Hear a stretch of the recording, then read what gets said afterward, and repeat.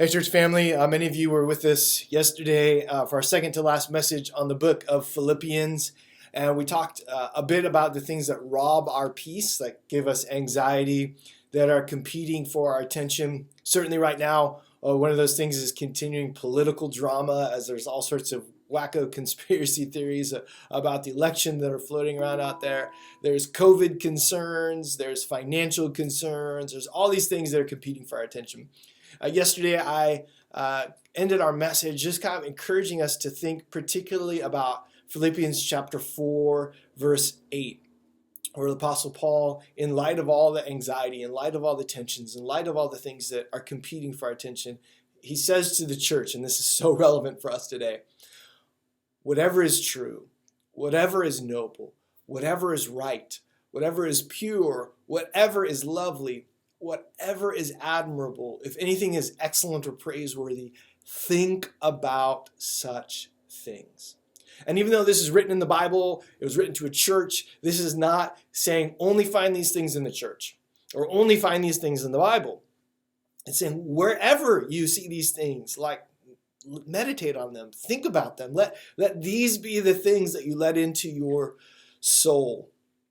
This morning I woke up, Monday morning, and I had a baby in one arm and had a cup of coffee in the other hand, and I opened up the curtains that face to the east in our house, and bam, there was something beautiful and something admirable and excellent and definitely praiseworthy. It was an amazing sunrise.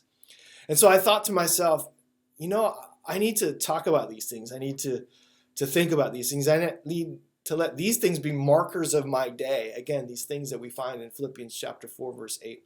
So I later on in the morning, I went on Facebook and I just said, saw a beautiful sunrise.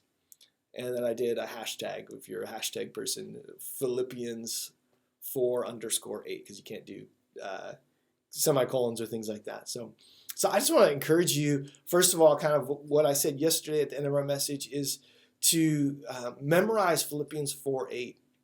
And when you're feeling anxiety, you're feeling all these other things competing for your attention, for your affections, to take a deep breath and to look for the things that are true and noble and right and pure and holy. You may find them at work, in school. You may find them just in simple and surprising places as well.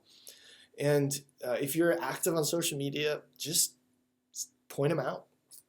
Put some of that out on into what is increasingly a toxic space. If you're talking with your family tonight at dinner, talk about those things.